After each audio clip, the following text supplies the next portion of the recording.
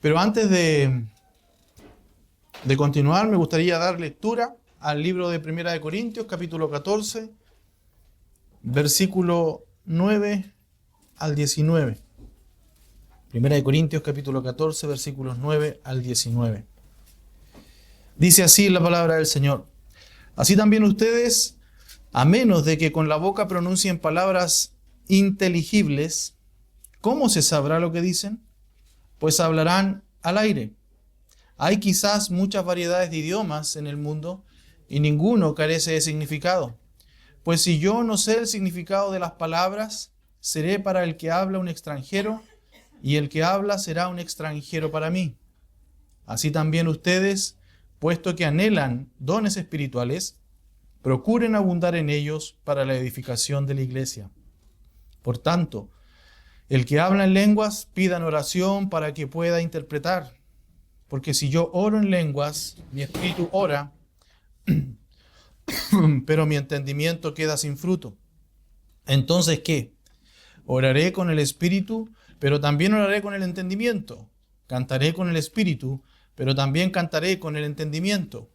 De otra manera, si bendices solo en el espíritu, ¿cómo dirá el amén a tu acción de gracias el que ocupa el lugar del que no tiene ese don, puesto que no sabe lo que dices? Porque tú bien das gracias, pero el otro no es edificado. Doy gracias a Dios, porque hablo en lenguas más que todos ustedes. Sin embargo, en la iglesia prefiero hablar 5 palabras con mi entendimiento para instruir también a otros antes que 10,000 palabras en lenguas. Amén. Oremos. Padre amado, te doy gracias por tu palabra. Te doy gracias por que cada día la tenemos ahí en nuestra palma, a disposición nuestra. Te doy gracias por el trabajo que hiciste tú a través de tantos años, Padre, y a través también de una reforma con la cual podemos hoy día tener la palabra escrita. Te doy gracias por las traducciones al español. Te doy gracias por la sangre que ha sido vertida a lo largo de la historia de la iglesia, por preservar tu palabra, Padre. Y te doy gracias también porque tu palabra nunca vuelve vacía. Padre mío, que tu palabra sea haciendo mella en nuestro corazón, en nuestro entendimiento. Tráenos tú la luz, Padre Santo. Llévanos tú a tus pastos, junto a corrientes de aguas, para poder ser instruidos en ella, Padre. No queremos escuchar a un hombre, queremos escucharte a ti. Queremos escuchar tu voz.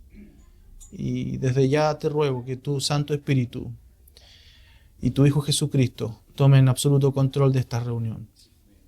Bendícenos, te lo rogamos, y ayúdanos, Padre, en nuestras debilidades. Y si hoy día hubiese alguien que aún no ha sido regenerado por tu Santo Espíritu, hoy día sea el día, Padre, que tú le permitas poder ver, poder oír y poder entender. Lo pedimos en el nombre de tu amado Hijo Jesús. Amén. Hermano, el título de la enseñanza del día de hoy es que las emociones no edifican ni salvan. Hermano Simón, ¿me podría poner el tiempo para poder no pasarme tanto? Hermano, en el contexto de los dones, como ya hemos estado estudiando el capítulo 12, venimos viendo desde ahí, ¿cierto?, el cuerpo de Cristo como el objeto de utilización de los dones dados por el Espíritu Santo. ¿Por qué? Porque Dios quiere edificar su iglesia, Él quiere construir sobre el fundamento que es nuestro Señor Jesucristo. Gracias, hermano. Y el apóstol Pablo en el capítulo 13, hermano, nos mostró cuán importante e imprescindible es el amor en el ejercicio de los dones en la iglesia, sin el cual cada cosa que hagamos en el cuerpo, en la iglesia, e inclusive nosotros mismos somos reducidos a nada, como dice el capítulo 13, verso 2. Y además de eso, nada es provechoso de lo que nosotros hagamos para la edificación, como dice el verso 3. Y llegamos a ser tan molestos como ruidos de metales estridentes o como el sonido de un gong, cuando no ejercitamos el don sin amor. Muy por el contrario, hermano, el amor verdadero, no ese amor falsificado por Satanás en el mundo, ese amor que es un amor lascivo, un amor de sensaciones y emociones. Ese amor verdadero es perfecto y ese amor es eterno. Y así veíamos las perfecciones del amor desde los versículos 4 al 13 del capítulo 13. Amor que debemos procurar alcanzar, como dice el versículo 1 del capítulo 14, Pero además de procurar el amor, debemos anhelar ardientemente tener un don para ser útiles en la edificación del cuerpo de Cristo. Pero el gran problema, hermanos, de la iglesia de Corinto era que ellos anhelaban el don de lenguas hasta niveles que eran poco sanos para la iglesia. Ellos anhelaban tanto querer tener el don de lenguas que llegaron a falsificar ese don para solamente ser visto por los hombres y alcanzar un grado destacado en la comunidad de la iglesia.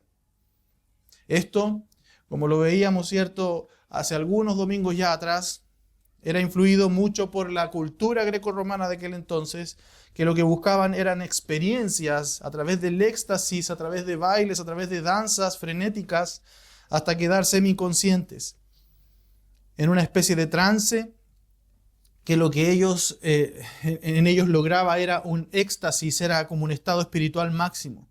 Y eso era considerado por ellos como una conexión espiritual con la deidad. Es por esto que el apóstol Pablo les advierte que el que habla en lenguas no habla a la congregación, dice, porque nadie le entiende, sino más bien habla a una deidad que precisamente no era Dios, como veíamos, ¿cierto?, todopoderoso, sino que era una deidad diabólica y hablando misterios diabólicos. Así lo dicen los versos 2 y 3 del capítulo 14. Este problema, hermanos, se generó en la iglesia, o se genera hoy día en la iglesia de Cristo cuando no entendemos que los dones no son para la edificación personal solamente, ni son tampoco la experiencia espiritual personal el objetivo de tener dones espirituales, sino más bien el objetivo de los dones espirituales es la edificación del cuerpo de Cristo a través de la exposición clara y sin distinción, como veíamos la semana pasada, de la palabra de Dios, palabra por palabra, de manera clara y entendible. El propósito, hermano, es que la congregación entienda lo que se habla, ya sean lenguas o ya sean profecías. Así lo dicen los versos 6 al 9 del capítulo 14. Y en estos versos, hermano, el apóstol Pablo les explicará una segunda razón por la que las lenguas son inferiores a la profecía en el contexto de la edificación de la iglesia. Aquí en los versículos 9 al 19, y más precisamente del 10 al 19, podremos ver la máxima que debía buscar los corintios con el don de lenguas. Dicho todo lo anterior, podemos ver también 3 razones por las que el don de lenguas es inferior al de profecías. Y hermanos, a modo de bosquejo, vamos a dividir el sermón en 4 puntos. Primero vamos a ver la máxima que el apóstol Pablo le presenta a sus hermanos corintios, ahí del verso 10 al 13. Luego vamos a ver el efecto parcial de las lenguas sobre el individuo, los versos 14 al 15. Posteriormente vamos a ver el efecto parcial de las lenguas sobre la congregación, de los versos 16 al 17. Y por último vamos a ver la regla que nosotros debemos seguir, de los versos 18 al 19. Vamos a partir con la máxima que el apóstol Pablo les expone a sus hermanos corintios, versos 10 al 13. Dice, hay quizás muchas variedades de idiomas, dice, en el mundo, y ninguno carece de significado, pues si yo no sé el significado de las palabras, seré para el que habla un extranjero, y el que habla será un extranjero para mí. Hermano, las lenguas nos vuelven como extranjeros, ¿cierto? Cuando hablamos de lenguas estamos hablando de dialectos. Es la misma lógica presentada por el apóstol. El autor presenta el argumento de ser considerado como extranjero al no poder entender ni de un lado ni del otro lo que se está hablando. Las palabras que se pronuncian no se entienden. Tal como estaba dándose en la iglesia de Corinto, al no haber una interpretación de las lenguas que se decían, las palabras dichas en público no se entendían. Y recordemos, hermanos, que el don de lenguas estaba siendo imitado por los hermanos corintios porque ellos anhelaban tener cierta preponderancia en la iglesia, anhelaban tener esos dones que eran vistos por los hombres, como muchas veces nosotros anhelamos tener un don porque es visto por los hombres.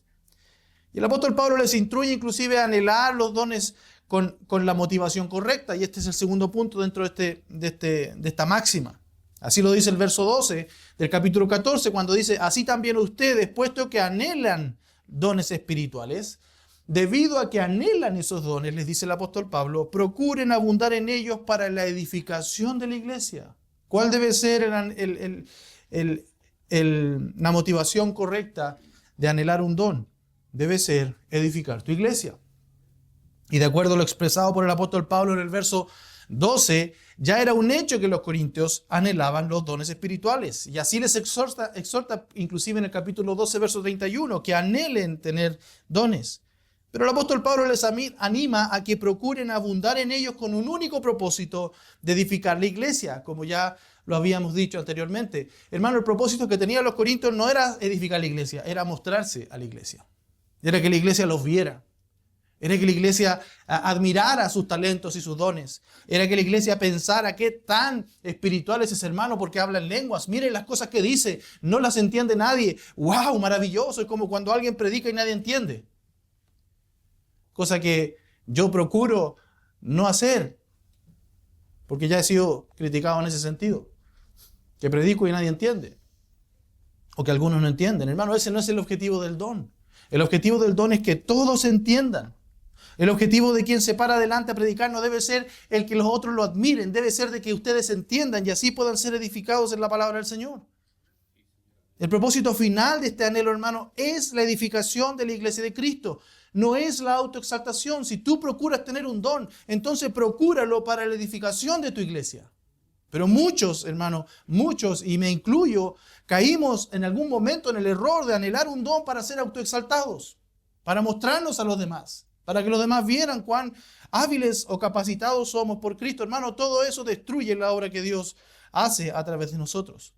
Porque nosotros no debemos robarle la gloria a Él. La gloria es del Señor y todo lo que Él ha hecho ha sido para su gloria. Y Él nos da el privilegio de ser usados por Él, pero es para su gloria. Pablo les instruye que este anhelo debe ser llevado en oración. En el verso 13 dice, por tanto, el que habla en lenguas pida en oración para que pueda interpretar. En el verso 13, hermano, estamos viendo y vemos aquí la conexión entre lo que dijo en el verso 12 con lo que va a mandar en este mismo verso. Y ese, por tanto, nos muestra esa conexión. Es una inferencia, es como si dijera, por esta razón, ya que ustedes anhelan los mejores, el don de lenguas para edificar la iglesia, por tanto, oren para que Dios les permita poder interpretar. Porque de nada sirve, hermano, que yo pueda hablar en lenguas si no hay nadie que me interprete. Es por esto que el apóstol Pablo le dice, oren a Dios para que puedan interpretar. La capacidad de hablar en lenguas, hermano, y de interpretar no estaba presente siempre en la misma persona. Esta debía pedirse en oración a Dios porque le diera la capacidad de interpretar, o como se dice literalmente la palabra griega, traducir. Con lo que podemos ver, hermano, que la máxima que el apóstol Pablo les instruye a sus hermanos corintios es que a razón de ser extranjeros, sin interpretación y con el anhelo correcto de edificar la iglesia de Cristo y no solamente lucir un don ante otros, oren y pidan a Dios poder interpretar junto con ese don. Poder hablar en lenguas, pero además interpretar. Ahora, el segundo punto de esta mañana, hermanos, es el efecto parcial de las lenguas sobre el individuo. Las lenguas, como deficiencia frente a la profecía, es que tienen un efecto parcial. ¿Por qué? Porque dice claramente la Escritura que la mente queda sin fruto. Y aquí lo vemos en el verso 14 y 15. El verso 14 dice, porque si yo oro en lenguas, dice, mi espíritu ora, pero mi entendimiento queda sin fruto. Hermano, la oración pública en la iglesia de Corinto también se estaba llevando con lenguas. Habían hermanos que empezaban a orar públicamente y estaban usando lenguas para orar. Y fíjense que el apóstol Pablo le dice, porque si yo oro en lenguas, mi espíritu ora, dice. El espíritu del que ora, haciendo referencia a la parte más elevada de la parte espiritual de la persona, como le describe el apóstol Pablo en 1 Tesalonicenses capítulo 5, verso 23, cuando habla de todo vuestro ser, espíritu, alma y cuerpo, esa parte completa, esa parte espiritual más bien dicho, que permite establecer esa comunión con Dios, esa comunicación con Dios, conduce e impulsa al creyente a orar. Porque nosotros oramos, hermano, si bien usamos nuestra boca para orar, pero es nuestro espíritu el que ora con Dios. Es nuestro espíritu el que se comunica con Dios. Es por esto que en Romanos 8:26 dice la Escritura, de la misma manera, también el Espíritu nos ayuda en nuestra debilidad. No sabemos orar como debiéramos, pero el Espíritu mismo intercede por nosotros con gemidos indecibles. No sabemos orar como debiéramos. Muchas veces, hermano, Ya a mí me ha pasado, yo creo que a usted también le ha pasado, que nos arrodillamos, cerramos nuestros ojos y le decimos, Padre, no sé qué pedirte. No sé qué pedirte, Señor. No sé cómo orar. Pero el Espíritu Santo intercede por nosotros. Lo que es correcto, lo que es bueno.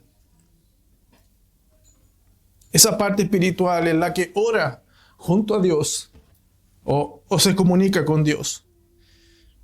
Por tanto, hermanos, cuando el que oraba lo hacía en lengua, estaba ejerciendo un don del Espíritu y su Espíritu era un instrumento en manos del Espíritu Santo de Dios. Y como el mismo Espíritu lo impulsaba en la oración, como parte espiritual del ser, había una conexión perfecta entre Dios, que es espíritu, y el ser del creyente, que era espíritu. Es por esto que el apóstol Pablo dice, si yo oro en lenguas, mi espíritu ora. Porque, hermanos, nosotros oramos en espíritu.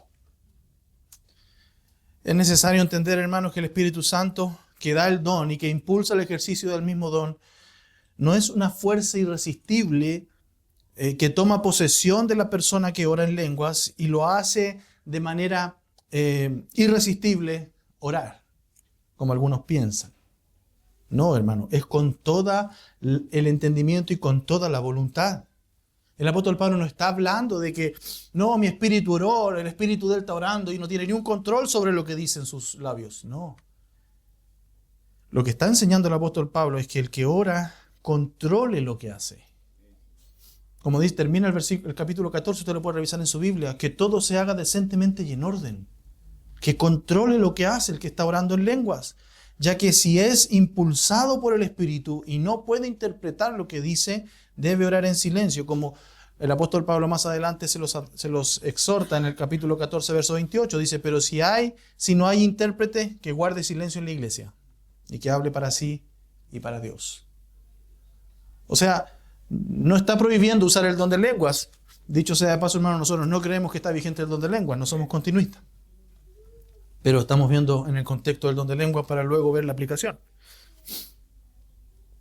Pero dice el apóstol Pablo en este versículo 14, pero mi entendimiento queda sin fruto. Cuando oro en lenguas, mi espíritu ora, pero mi entendimiento queda sin fruto. Hermano, el entendimiento, literalmente, lo que está hablando el apóstol aquí es la mente, el pensamiento, queda sin fruto. Y esto lo usan como argumentos quienes entienden que el don de lenguas es un hablar en forma estática, de modo que el que oraba no entendía lo que estaba diciendo. Esa suposición, hermano, convierte el ejercicio del don de lengua en una mera forma de hablar del Espíritu y no de la persona. Es decir, sería el Espíritu el que estaba orando por el creyente y no el creyente era el que oraba. Era una posesión involuntaria. Personas que empiezan a hablar cosas que no controlan. No. Toda la enseñanza, hermano, general, indica que el apóstol Pablo les estaba enseñando que el hablar en lenguas era de manera conscientemente lo que estaba diciendo. Ahora, ¿cómo entendemos esa referencia al entendimiento que quedaba sin fruto? Hermano, el entendimiento quedaba sin fruto al no bendecir a otros, porque si no entendían lo que estaba diciendo, no era posible recibir esa bendición o edificación alguna en la que estaba diciendo lo que estaba diciendo el otro. Y eso, hermano, concuerda con el uso de esta palabra sin fruto en toda la Escritura, principalmente en el Nuevo Testamento. Así lo vemos, por ejemplo, en Mateo 13:22, cuando dice, hablando de la parábola, dice, y aquel en quien se sembró la semilla entre espinos, este es el que oye la palabra, pero las preocupaciones del mundo y el engaño de las riquezas ahogan la palabra y se queda sin fruto, infructuoso. En Efesios también dice, y no participen en las obras estériles, sin frutos. Esa palabra estéril es la misma palabra. O en Tito 3:14, cuando termina diciendo, para que no estén sin fruto, estériles. Segunda de Pedro 1:8 dice, no los dejarán ociosos ni estériles, sin fruto. ¿Me entienden? Por lo tanto, hermano, la enseñanza es clara. Si se ora en lenguas, aunque se actúe bajo la dirección del Espíritu Santo de Dios, esa oración no aprovecha a los demás porque no sirve, porque no entienden. Y la aplicación, hermano, es más sencilla aún. Quien exponga la palabra puede estar en el Espíritu, puede estar lleno del Espíritu, puede vivir una vida piadosa, incluso puede entender la palabra en su corazón, pero al no ser entendible para la congregación, el entendimiento de la congregación queda sin fruto. No sirve para nada. Muchos anhelan ser pastores y maestros, pero si no edifican la iglesia, si nadie entiende su enseñanza, entonces debe sentarse y permitir que otro que tenga el don enseñe. Ahora bien, en el verso 15 plantea una pregunta. Verso 15 dice, entonces, ¿qué? En otras palabras, es como si dijera, ¿qué haré entonces? Si cuando yo oro en lenguas, mi espíritu ora, pero mi entendimiento queda sin fruto, ¿qué hago entonces? ¿Qué hago? Entonces, ¿qué? El apóstol hermano plantea una pregunta, y esa pregunta lo va a llevar a una acción. ¿Qué haré? Literalmente, pues, ¿qué hay? Lo dice del griego. No se trata de dejar de ejercer el don, no se trata de anular el don en ese momento en particular, sino de hacerlo para que otros sean beneficiados por ese don. Es por esto que el apóstol Pablo hace dos afirmaciones que dice, primero, oraré en el Espíritu, pero también oraré con el entendimiento. El apóstol Pablo dice que no deben dejar de usar ese don, solo que deben hacerlo de forma correcta. El don de lenguas en la oración debe ser primero en el Espíritu, es decir, con mi espíritu, y en segundo lugar con el entendimiento, es decir, con mi mente. No puedo separar el espíritu de la mente. No puedo servir al Señor de manera espiritual y no servirlo de manera intelectual. Debía ejercer el don, pero de forma que todos entendieran lo que decía. Por lo tanto, hermano, el ejercicio del don debía ser controlado por quien poseía el don, con su mente. Debía entender lo que estaba diciendo. No es el ejercicio de un derecho el don de lengua, sino que es por el bien de los demás. No tiene que ver con el derecho que yo tengo sobre predicar. Tiene que ver con el bien de la iglesia. Yo puedo tener mucho derecho, hermano, para predicar, pero si yo caigo en pecado, la iglesia me debe bajar y me debe sentar y debe pararse otro hombre con buen testimonio, íntegro y irreprochable, que predique la palabra del Señor. Porque aquí la importancia no está en el individuo, sino que en la iglesia, para edificación de la iglesia. No es el ejercicio de un derecho el hablar en lengua, sino es la edificación de la iglesia. Capítulo 10, verso 24, 1 Corintios dice, nadie busque su propio bien, sino el de su prójimo. Muchos pastores, hermanos, podemos caer en el error de cuidar y proteger nuestros ministerios antes que cuidar y proteger la iglesia. Lo que debe ser prioridad en nuestro ministerio, hermano, es la iglesia del Señor, que fue puesta a nuestro cuidado. Y si la iglesia del Señor no está siendo edificada por mi predicación, entonces yo debo sentarme y se debe levantar otro que pueda enseñar, para que la iglesia pueda entender.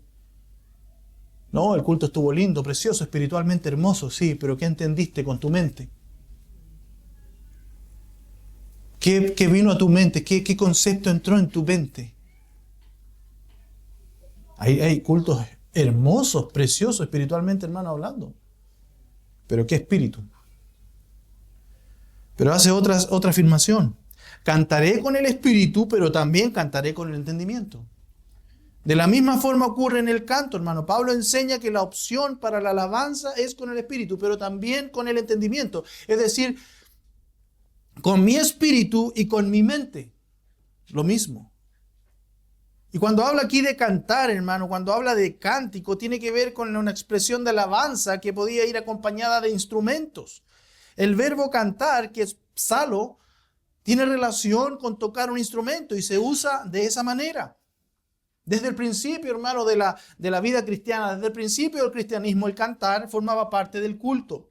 Esta es una evidencia del canto congregacional que es acompañado por instrumento, y la decisión de Pablo ante la pregunta, ¿qué haré entonces si mi espíritu es el que habla en lenguas? Es el que ora cuando habla en lenguas y mi mente no. Él dice que para él el canto es lo mismo que la oración. Busca la edificación de todos en lugar de satisfacer el beneficio propio. No debemos cantar, hermanos, sin entender lo que cantamos.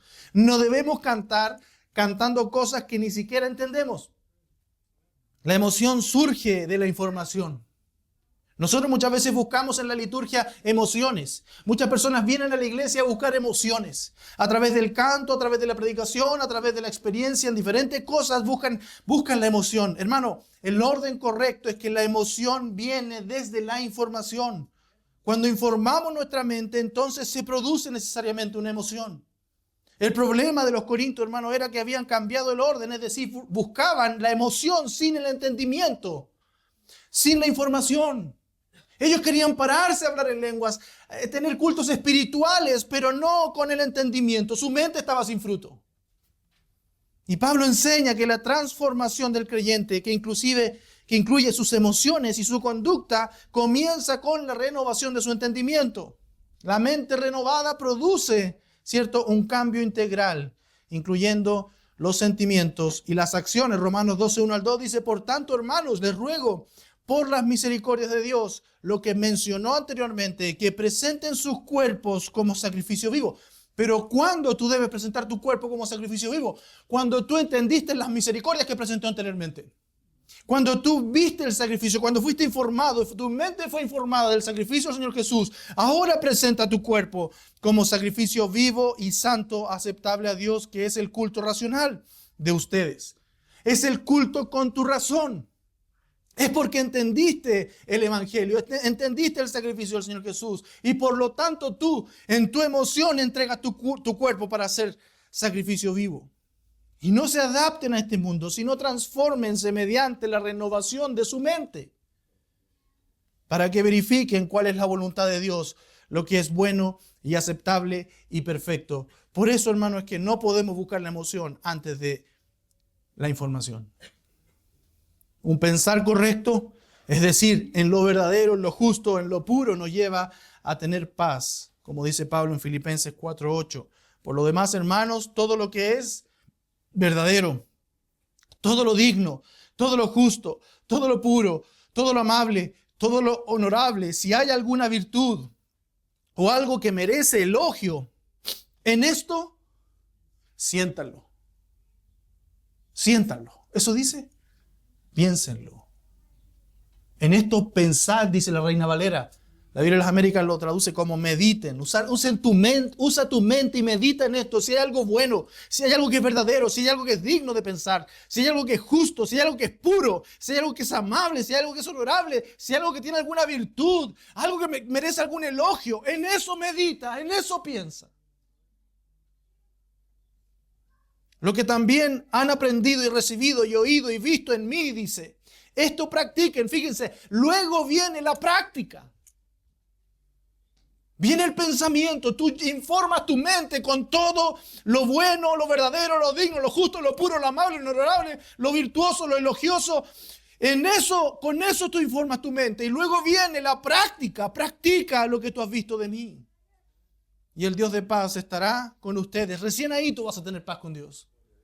Recién ahí tu vida va a ser conducida en la paz. Pero no antes, no por la emoción, no porque un culto sea espiritualmente emocionante. O como dice el salmista, guardar la palabra en el corazón implica internalizar cognitivamente la verdad de Dios. Esa verdad luego dirige las emociones y las decisiones morales. Salmo 119, 11. En mi corazón he atesorado tu palabra. Y el corazón es definido como la mente para no pecar contra ti. ¿Cuántas personas no vienen a mí diciéndome, pastor, quiero dejar de pecar? La respuesta es simple. Llena tu mente de la palabra de Dios. Llena tu mente, guarda en tu corazón, atesóralas en tu corazón. Busca al Señor en oración, en lectura, en meditación. Llénalo con todo lo bueno, justo, santo, honorable. Y vas a ver que cada día vas a pecar menos.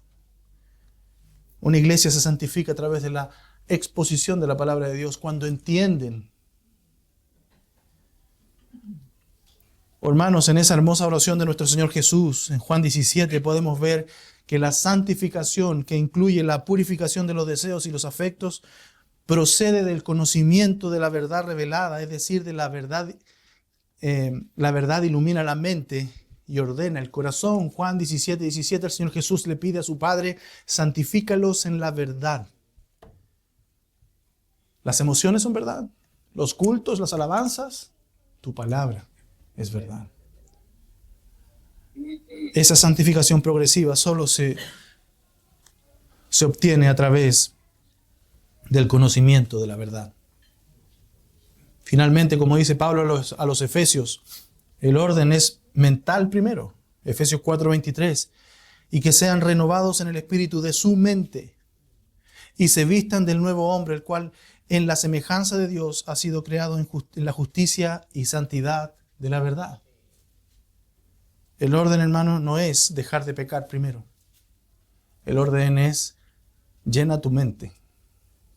Piensa con tu mente todo lo bueno, todo lo santo, todo lo puro.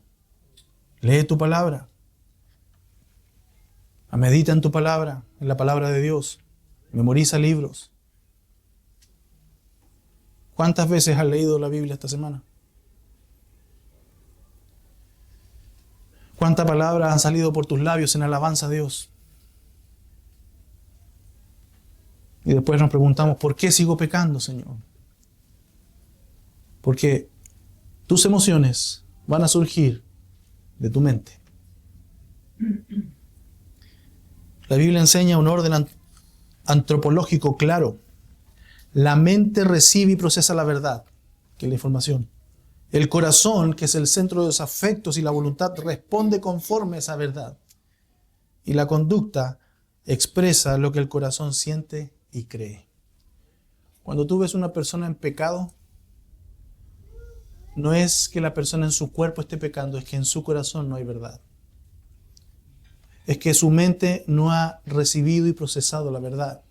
Es que su corazón, es decir, el centro de sus afectos y su voluntad, no están conformes a esa verdad. Y por lo tanto su conducta no está guiándose por esa verdad. Por lo tanto, hermanos, cuando vemos pecado en una persona, lo que vemos es un corazón lleno de maldad, lleno de mentira. La conducta expresa qué es lo que siente y cree el corazón. Por lo tanto, hermano, la emoción no es autónoma. Está subordinada a la verdad que es conocida. Y en el lenguaje actual, la información informa, más bien dicho, la información forma la emoción. ¿Queremos tener emociones en nuestro culto? Abundemos en la palabra del Señor. ¿Quieres vivir una vida llena de gozo? Abunda en la palabra del Señor. Pero las lenguas, hermanas, no tenían ese efecto en toda la congregación. Qué triste es cuando en una iglesia se dedica 30, 40, 50, una hora para solo contar experiencias y cuentos. Pero la palabra de Dios está cerrada. Por lo tanto, hermano, la emoción no es autónoma. Y con esto vamos al punto 3, el efecto parcial de las lenguas sobre la congregación. Y lo vemos del verso 16 al 17. ¿Por qué? Porque la iglesia no es edificada por completo. Dice verso 16. De otra manera, si bendices solo en el Espíritu, ¿cómo dirá el amén a tu acción de gracias el que ocupa el lugar del que no tiene ese don, puesto que no sabe lo que dices? Hermano, el apóstol Pablo pregunta, de otra manera, si bendices solo en el Espíritu, es decir, no con la mente. Ya les había recordado el apóstol Pablo a los Corintios que el creyente debe buscar no su propio bien, ahí en 1 Corintios 10:24, sino el bien de los demás.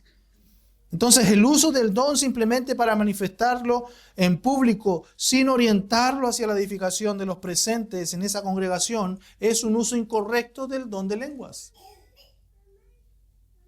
El versículo pone el contexto de esta hipotética situación, porque presenta a una congregación en la que hay uno que habla y hay otro que escucha. Por eso dice de otra manera, si bendice solo en el Espíritu, ¿cómo dirá amén?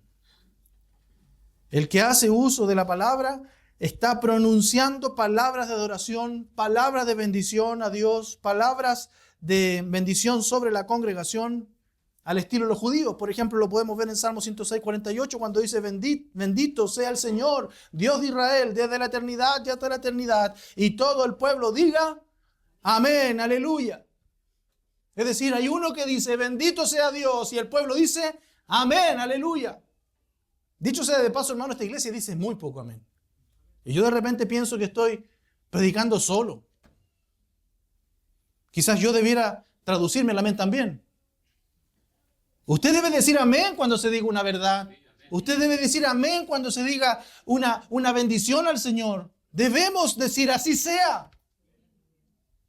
Nehemías 8:6 también lo vemos. Entonces Esdras bendijo al Señor, al gran Dios, y todo el pueblo respondió: amén, amén, mientras alzaban las manos. Después se postraron y adoraron al Señor, rostro en tierra.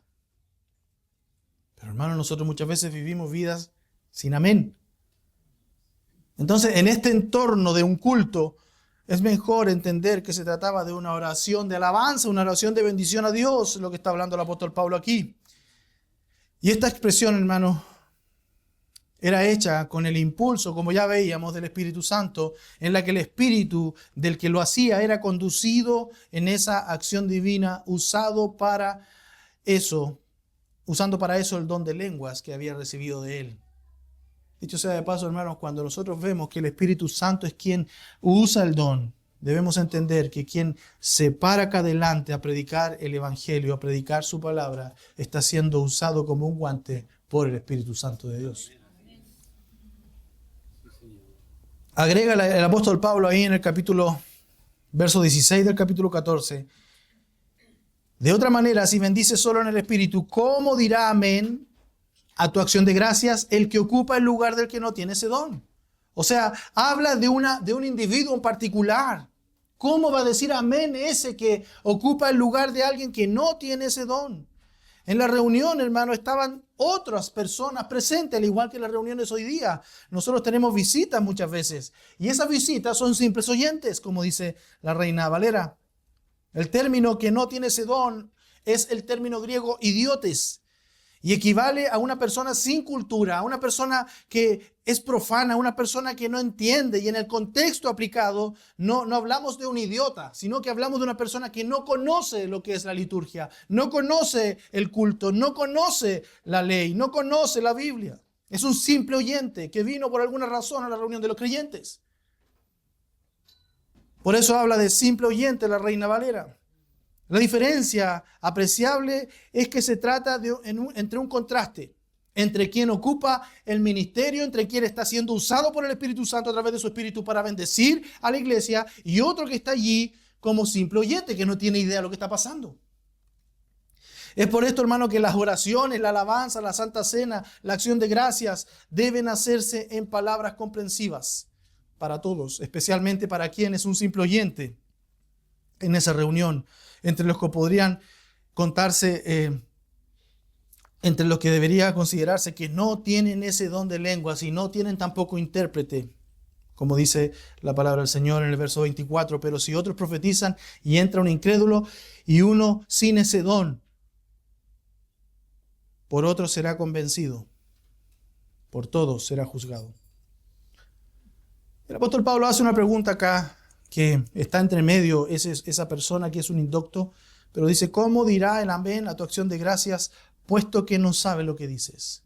¿Cómo dirá el amén a tu acción de gracias, puesto que no sabe lo que dices? Una nueva pregunta reflexiva el apóstol Pablo plantea directamente sobre el problema que se estaba produciendo en la iglesia de Corinto.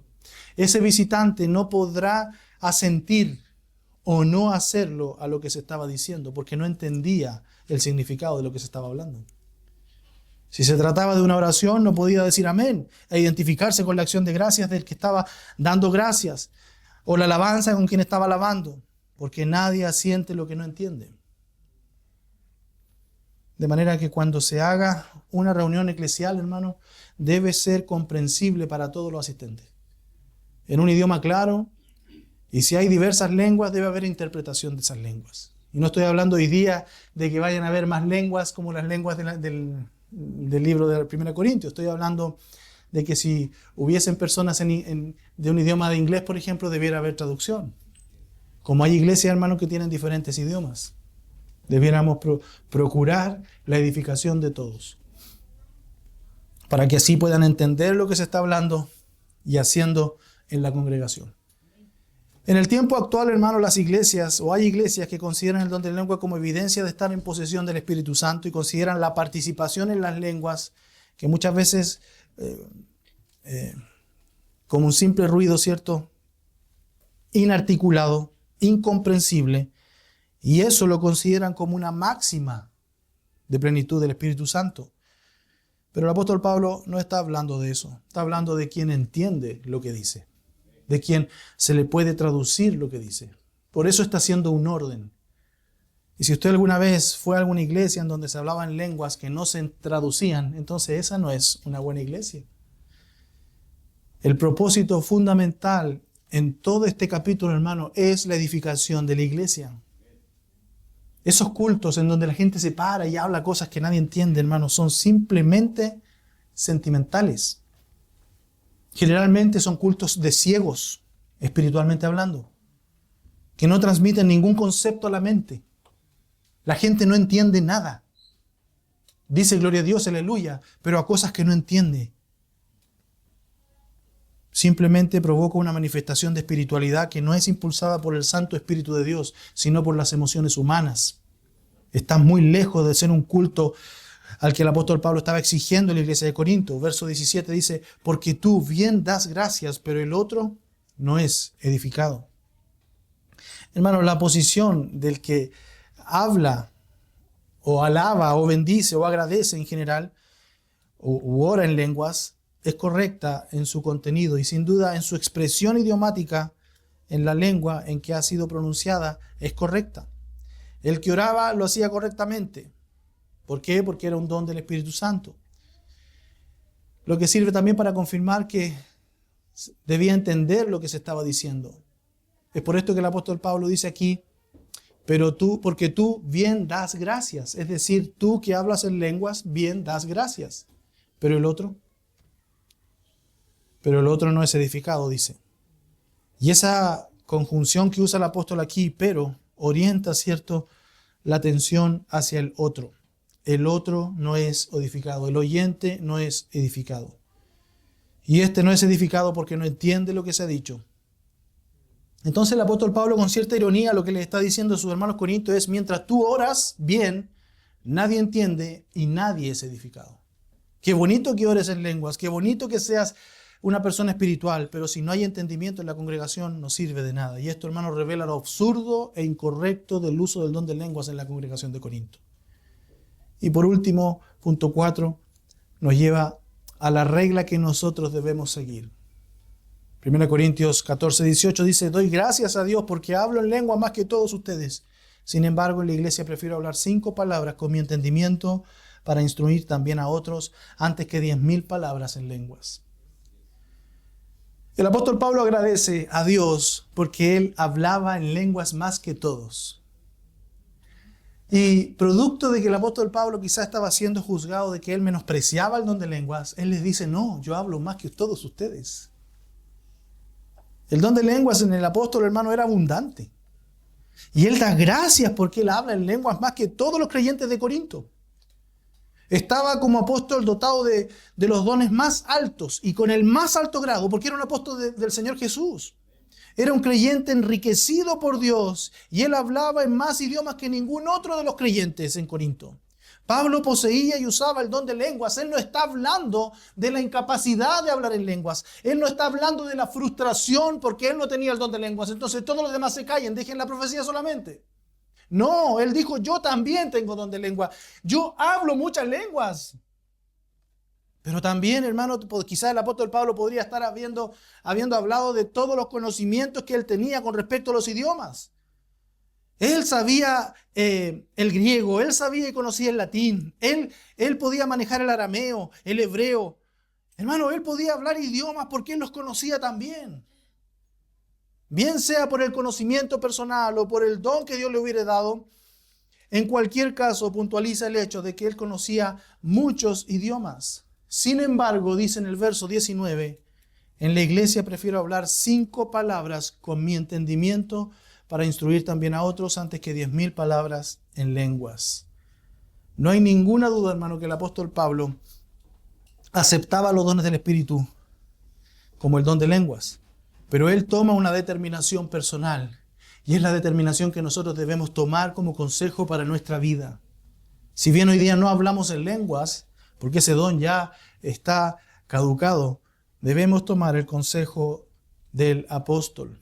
El apóstol Pablo no procuraba largos discursos en lenguas. Si no mal recuerdo, hermano, usted también puede recordar conmigo cuando él le dice a sus hermanos: no fui con excelencia de palabras, no fui con una oratoria exquisita, fui con ustedes de manera sencilla. Solo lo que quería yo era predicarles a Cristo y a este crucificado y nada más. El apóstol Pablo no buscaba y no procuraba largos discursos en lenguas, sino pocas palabras en un idioma conocido. Y el fundamento de esta decisión, hermano, tiene que ver con la edificación de los creyentes. Lo que el apóstol Pablo quería priorizar era la edificación de usted, no su gloria. Pocas palabras, hermanos, servían para instruir. Muchas palabras en otro idioma servirían solo para hacer ruido. Haga la prueba. Ponga un mensaje de un pastor muy bueno en otro idioma y escúchelo. Y espere que el Espíritu Santo le hable. No le va a hablar nada, porque su mente no está siendo informada. Porque tampoco Dios le da a usted el don de interpretar esa lengua. Pero ¿qué tal si solamente decimos 5 palabras con entendimiento? O 3. Deja de pecar. Y ya con eso puedes tener mayor edificación que 1 hora de predicación. Hermano, él quería instruir por medio de la enseñanza. Así lo dice en Gálatas 6:6. Al que se le enseña la palabra. Al que se le enseña la palabra. Y esto expresa, hermano, la idea de hablar con entendimiento. Es decir, teniendo la mente que elabora las palabras de la enseñanza bajo su propio control. Y no dejarlas al impulso de una emoción interior que no edifica, sino que puede ser instrumento de orgullo personal solamente. Hermanos, yo una vez le pregunté a un pastor, estaba haciendo un trabajo en mi casa, era día miércoles, les voy a decir, eran las 4 de la tarde, en 3 horas más teníamos culto en nuestras iglesias, era la pastor, yo era encargado en ese tiempo, y yo le digo: ¿cómo, pastor, cómo lo hace usted? Porque lo he visto toda la semana aquí en mi casa, ¿en qué momento estudia? Me dijo: no, es que lo que pasa es que uno llega a un punto en la vida en donde uno abre la Biblia, y como la he estudiado entera, sé lo que dice. Y ahora estoy enseñando Primero o Segundo de Reyes, y yo sé que tengo el capítulo 14, no sé. Entonces, ustedes con el tiempo, hermano. Wow, dije yo. Quiero ser como él. Pero la verdad, hermano, que eso es tan necio. Tan necio. Porque la palabra de Dios no se puede instrumentalizar. Porque tú no puedes decir: yo voy a enseñar lo que yo quiero enseñar. Debes preguntarte: ¿qué quiere enseñar el Señor? ¿Qué quiere decir Él a su pueblo? El apóstol Pablo, hermano, él prefirió antes que 10.000 palabras en lenguas, dice. Prefería la brevedad en pocas palabras, palabras que instruían.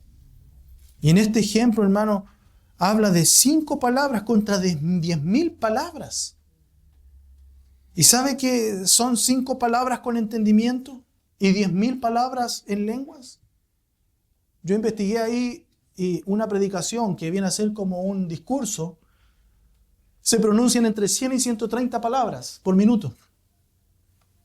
Y si nosotros nos entendemos que es el contexto de una iglesia en donde la predicación es lenta para que vayan entendiendo la palabra del Señor, tomemos como base la razón de 100 palabras por minuto.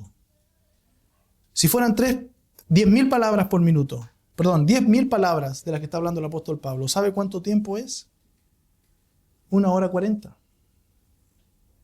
Versus 5 palabras en la misma razón de 100 palabras por minuto son 3 segundos. 3 segundos de predicación versus 1 hora 40. Hermano, esto es un argumento adicional contra la glosolalia, ¿cierto? Se presenta en este versículo un fuerte argumento.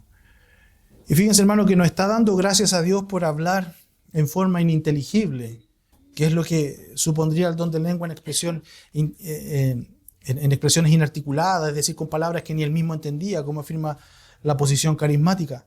Está claro que si se tratara de un hablar en lengua sin control ni sentido de las palabras pronunciadas, sería hablar en un estado mental incontrolado. Al desear hablar con entendimiento, lo que el apóstol Pablo está expresando es lo que tiene en mente cuando habla en lenguas. El verdadero interés del apóstol, hermano, es hablar de tal manera que instruya a todos los que puedan oír. No importa que no sea 1 hora 40, pero que sean 3 segundos, con palabras que se entiendan. Como conclusión, un culto, hermano, que es emocionante, donde se erizan los pelos, no edifica. Nunca Dios ha edificado a su iglesia a través de las emociones y las experiencias. Dios usa su palabra predicada para producir el fruto en la mente y en el espíritu del hombre. Así lo dice Romanos 10:17. Así que la fe viene del oír, y el oír por la palabra de Cristo. El oír se produce por la palabra, no el oír la palabra. El oír se produce por la palabra de Cristo predicada.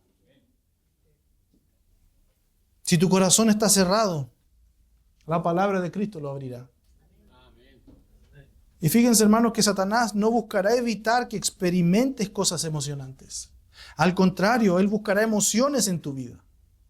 Si observas el mundo en la actualidad, hermano, podrás observar que estamos en la era del cero aburrimiento. Los niños no quieren estar aburridos.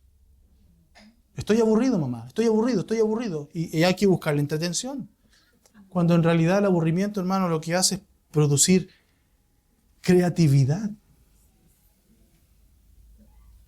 Inclusive los adultos buscan actividades que llenen sus vidas para no sentir el vacío que hay en ellos.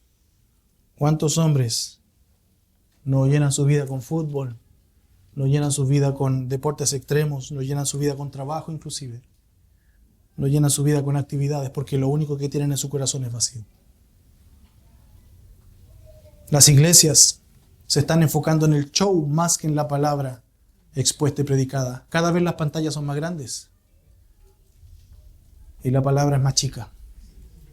Cada vez las pantallas cubren más espacio y los púlpitos menos espacio. Ya no hay púlpitos, hay mesas.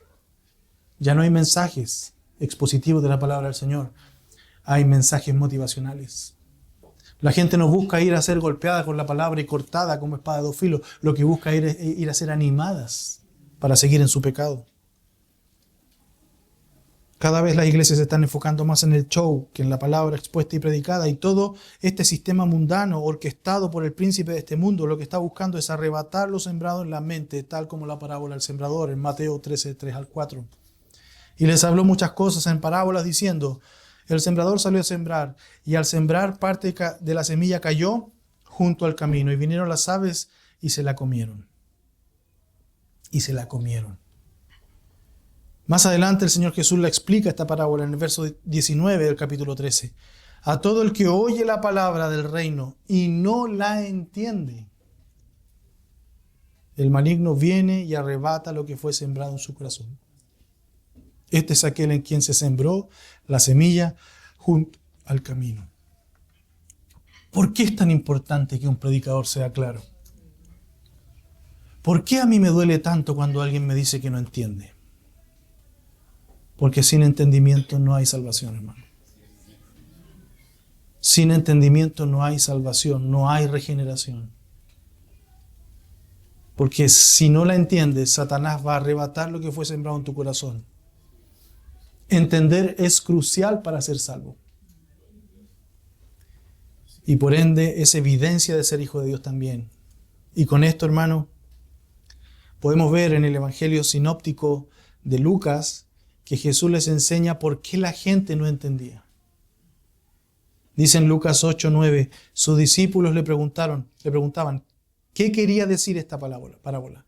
Y él le respondió, a ustedes les ha concedido conocer los misterios del reino de Dios, pero a los demás les hablo en parábolas, para que viendo, ¿qué dice? No vean, y oyendo, no entiendan. Pero ¿cómo si el Señor Jesús quería la salvación de todos los hombres? Él no quiere la salvación del incrédulo. Si tú no crees en Cristo, no vas a entender nunca. Porque una vez que tú entiendas, vas a ser salvo. La parábola es esta, dice el verso 11. La semilla es la palabra de Dios, aquellos a lo largo del camino que son a los que han oído, pero después viene el diablo y arrebata la palabra de sus corazones para que no crean y se salven, dice. Y termina más abajo en el verso 15, pero la semilla en la buena tierra son los que han oído la palabra con corazón recto y bueno. Y yo te pregunto, ¿qué hombre tiene corazón recto y bueno?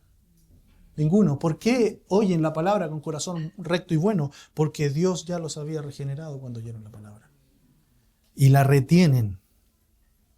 Y la retienen. Dice, y dan fruto con su perseverancia. ¿Cuál es la característica de un salvo? Los frutos. Los frutos.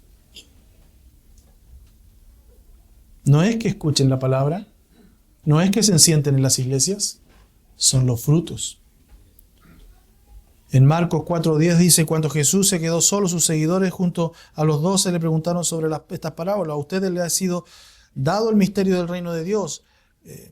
Les decía, pero los que están fuera reciben todo en parábolas, dice, para que viendo vean, pero no reciban, y oyendo oigan, pero no entiendan, no sea que se conviertan y sean perdonados. Hoy, pastor, no entiendo nada. Es porque el Espíritu Santo no te está abriendo el entendimiento. No le echemos tanto la culpa al predicador. Examinemos nuestro corazón. También les dijo, ¿no entienden esta parábola? ¿Cómo pues comprenderán todas las otras parábolas? El sembrador siembra la palabra y comienza a explicársela. Y ahí se ve la misericordia del Señor Jesús cuando Él le enseña a sus discípulos la palabra, pero no se la enseña a los otros. Hermano, si hoy entendiste la palabra expuesta, no es el predicador que sea claro o confuso. La claridad y el entendimiento es a través de Dios revelándose a tu vida. Jesús está en medio de nosotros cuando es predicada la palabra, uniendo su voz con la voz del predicador. Dice Lucas 10:16, el que a ustedes escucha, el Señor Jesús le dice a sus discípulos, el que a ustedes escucha, me escucha a mí, después de que los comendó a ir a predicar. El que a ustedes rechaza, me rechaza a mí. Y el que me rechaza a mí, rechaza al que me envió. Si tú rechazas la palabra de Dios predicada, entonces a quien está rechazando no es al predicador, no es al pastor, es a Dios mismo. Es a Jesús quien unió su voz con la voz del predicador para predicar a tu corazón. Y si tú le rechazas, rechazas a Dios. Recuerda que Dios es quien abre la mente para que recibas el evangelio y puedas entenderlo. Hechos 16:14, ahí con esa mujer Lidia, la Biblia dice, y el Señor abrió su corazón para que recibiera lo que Pablo decía. Él abrió su corazón, no fue ella la que abrió. De hecho, era una mujer que ya servía al Señor. Era una mujer que ya, entre comillas, creía, pero no era salva, no había entendido el evangelio. ¿Cuántos creyentes en las iglesias viven vidas enteras en las iglesias, pero se van a ir al infierno porque han jugado a ser creyentes? Han jugado su vida a ser creyentes. Y ese día, cuando el Señor lo enfrente, le va a decir, nunca os conocí, hacedor de maldad. Tú vives en maldad y tú nunca fuiste mi hijo. ¿Cómo puedes decir que conoces al Señor si vives en pecado? ¿Cómo puedes decir que conoces al Señor si no entiendes su palabra y no obedeces su palabra? ¿O crees que es un juego esto?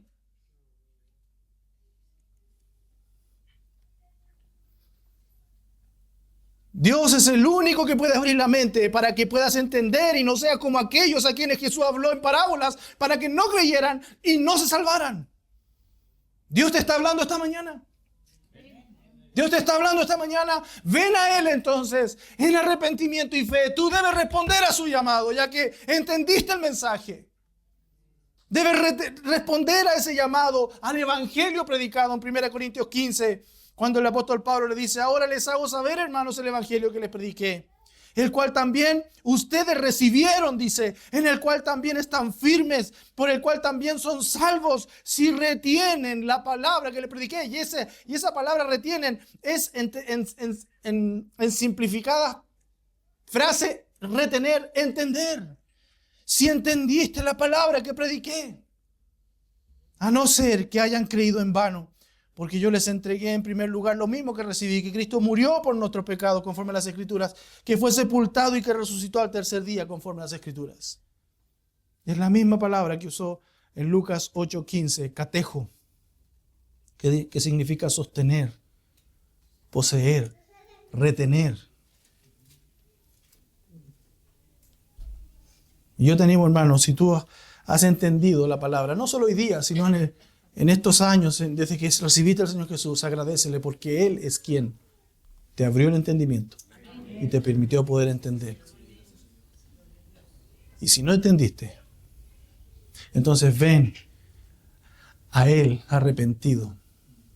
Si Dios te está llamando a arrepentirte, arrepiéntete. No juegues a ser cristiano. El primer mensaje del pastor MacArthur en la iglesia Grace fue de Mateo 7, 21 al 23 o 23 al 25, ya no recuerdo. Y el título de su mensaje fue Jugar a ser iglesia. Donde el Señor Jesús dice: nunca os conocí. Si tú entiendes, da gracias a Dios por eso, pero obedecen. No tiene propósito si solo entiendes y no obedeces. Padre amado, te damos gracias por tu palabra. Y te damos gracias, Padre, porque tú nos permites entender. Padre mío, habla tú a cada corazón. Provoca tú el cambio en nosotros, Padre. Que no sean cambios emocionales, sino que sean cambios informados por tu palabra, Padre. Ayúdanos, te lo rogamos, te lo ruego en el nombre del Señor Jesús. Amén. Amén.